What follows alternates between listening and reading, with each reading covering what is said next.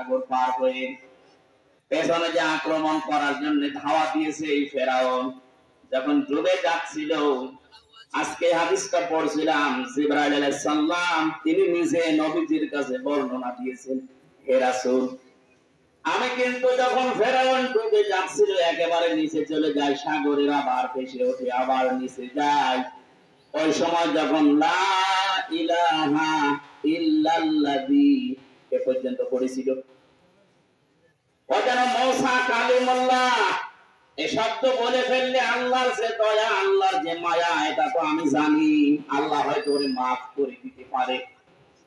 কিন্তু ওর সারা জীবনের যে জুলুম, যে অত্যাচার, যে পাপাচার, ও যে সীমা লঙ্ঘন করেছিল, মানুষের উপর যে স্বৈরাচারী কায়দায় শাসন চালিয়েছিল, এটা আমি জিবরাইল তো দেখেছি, আমি সহ যত ফেরেশতা আছে, কেউ ওর এই শাসন ক্ষমতার উপরে, সেই রাজ্যের উপরে কেউ আমরা রাজি ছিলাম না। কিন্তু আল্লাহ তাকে ছাড় দিয়েছিল, 600 বছর একাধারে রাজত্ব করেছে, কোনদিন তার জ্বর হয়নি, মাথাও ধরেনি।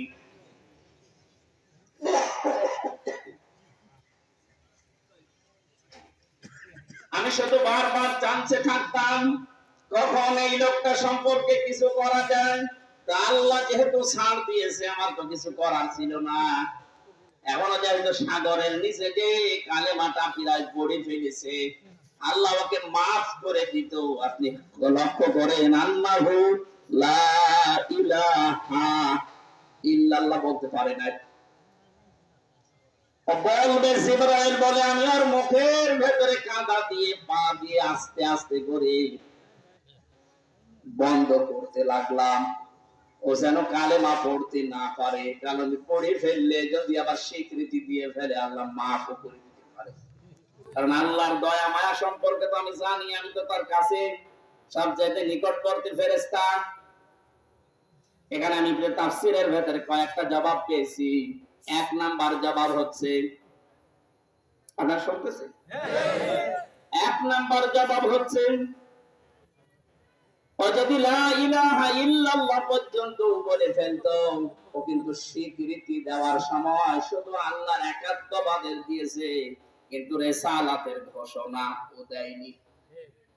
সূরা ইউনূসের 90 নাম্বার আয়াতটা বাড়িতে একটু দেখবেন, আপনি হেদায়েত পাওয়ার জন্য এই শব্দটা যথেষ্ট।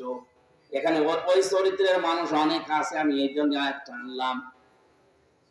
ও বলেছে আন্নাহু লা ইলাহা ইল্লাল্লাযী আমানাত বিহি বানু ইসরাঈল ওয়া আনা মিনাল মুসলিমিন, আমি তো ঈমান আনলাম ওই আল্লাহর উপরে যার উপরে বনি ইসরাঈলরা ঈমান এনেছে। আমি তো মুসলমানের পরও ফেরেশতা আমারে বারবার পানির ভেতরে চুবায় কেন? জবাব হচ্ছে, ও কিন্তু রিসালাতের ঘোষণাটা দেয়নি, ও শুধু আল্লাহর ঘোষণা দিয়েছে। আল্লাহ পাক যাকে নবী করে রাসূল করে ওই জামানায় পাঠিয়েছিলেন, প্রেরিত পুরুষ করে, তিনি হযরত মূসা। নাম কি? মূসা। বলেন বলেন, মূসা। আল্লাহর ঘোষণা দেওয়ার পরে রিসালাতের ঘোষণা দেয়নি। ও যদি বলতো লা ইলাহা ইল্লাল্লাহ মূসা কালিমুল্লাহ, ও কঠিন অবস্থায় আল্লাহ তাকে মাফ করে দিত। আল্লাহকে স্বীকার করার পরে রিসালাতের ঘোষণা না দিয়ে শব্দটা কিভাবে উচ্চারণ করেছেন?